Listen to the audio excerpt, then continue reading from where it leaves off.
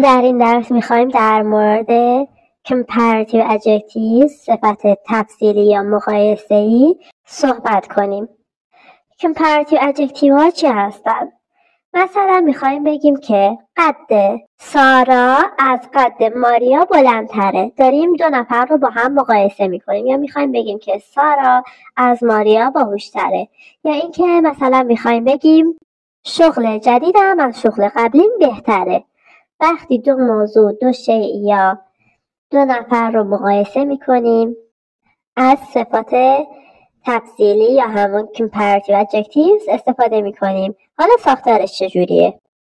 اول میگیم صفتی که داریم به خاطرش دو موضوع یا دو نفر رو مقایسه میکنیم پیدا میکنیم. مثلا میگیم سارا قد بلندتر از ماریا است. خب قد بلند بودن همون تال، بلند بودن، تال. برای صفتایی که یه بخشی هستن، مثلا تال یه بخشه، به آخرش ER اضافه میکنیم و بعدش یه than میاریم. taller than. حالا جمله رو کامل بگیم. سارا is، سارا است، taller than، قد بلندتر از، than به معنی از هستش، قد بلندتر از ماریا. سارا is taller than Maria. سارا is taller than Maria. سارا قد بلندتر از ماریا است. و در مورد صفتهای دو بخشی که دو تا حرف آخرش یه حرف بی صدا و بعدش وای هستش، هم ER اضافه میکنیم، ولی وای رو تبدیل به آی میکنیم و بعد ER اضافه میکنیم و بعدش than. مثلا healthy یعنی سالم.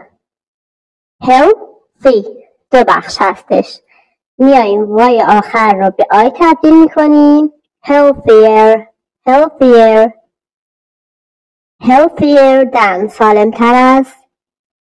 در مورد صفات یه بخشی که دو تا حرف آخرش رو در نظر میگیریم، یه حرف مونده به آخر، حرف صدا داره ولی حرف آخر حرف بی صداست، باز هم ER اضافه میکنیم ولی حرف آخر رو قبل از اضافه کردن ER دوبار مینویسیم. مثل big. I حرف صدادار هست ولی G حرف صدادار نیست. پس big رو که مینویسیم یه بار دیگه G رو مینویسیم بعد ER اضافه میکنیم. مثلا میگه که Canada is bigger than the US. کانادا از آمریکا بزرگتره. bigger than. و حالا چند تا استثناء داریم. در مورد صفت‌های بی قاعده بهش میگیم اصطلاحاً. سه تا صفت داریم. good، bad، far.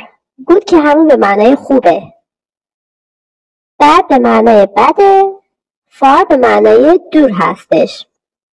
حالا این صفت‌ها ER بهش اضافه نمیشه. وقتی بخوایم با حالت مقایسه‌ای بگیم بهتر میشه یا خوبتر میشه better.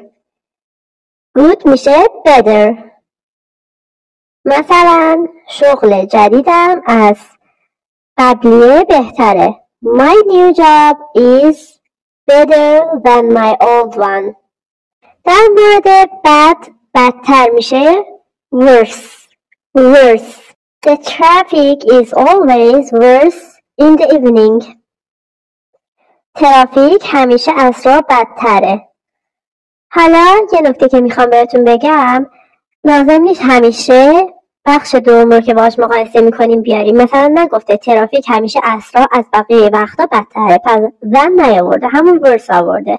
تو بقیه جملات مثلا میتونیم وقتی لازم باشه بگیم worse than مثلا یه چیز دیگه، ولی خب اجباری نیست که همیشه اینجوری مقایسه کنیم. مثلا گفته worse in the evening، همیشه ترافیک عصرها بدتره. مثلا میخوایم بگیم که امروز بدتر از دیروز داره بارون میباره، یه وضعیت بدتر و سخت‌تر. It is raining worse than yesterday. داره بدتر از دیروز بارون میباره. اینجا than رو هم آوردیم و بخش دوم که باهاش مقایسه میکنیم یعنی دیروز رو هم آوردیم. صفت بعدی far به معنی دور هستش و صفت تفصیلیش میشه farther یا further. هر دوتا نوع نوشته میشه به معنای دورتر، بیشتر، بیشتر از این، علاوه بر این هستش.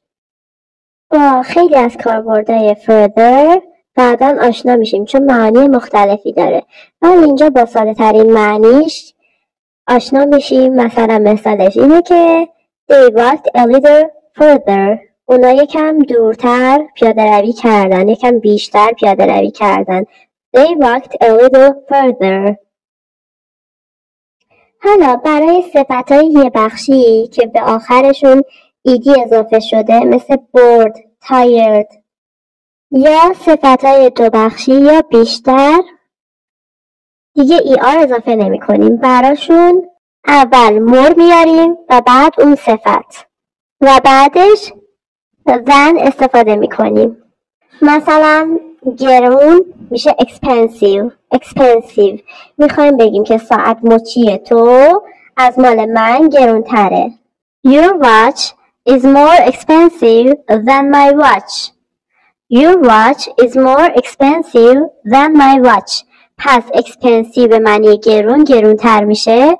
More expensive than گرونتر از.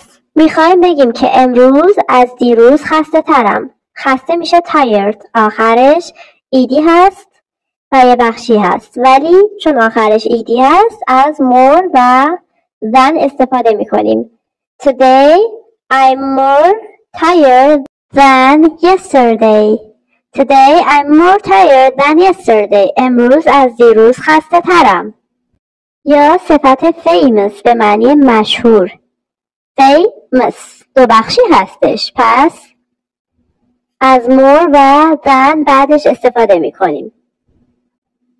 میخوایم بگیم که برادرم از من مشهورتره. My brother is more famous than me. My brother is more famous than me. در درس بعدی در مورد سوپرلاتیو ادجکتیو صحبت میکنیم که همه زبانجوی عزیزم باید این مبحث رو بلد باشن. پس حتما درس‌های بعدی ما رو هم دنبال کنید. اگر میخواید که یاد بگیرید زبان حال کامل چجوری هستش و ساختارش چجوریه و نکات مهم مربوط به اون رو یاد بگیرید، حتما این ویدیو رو تماشا کنید. لایک و کامنت یادتون نره. هر سوالی داشتید در قسمت کامنت مطرح کنید.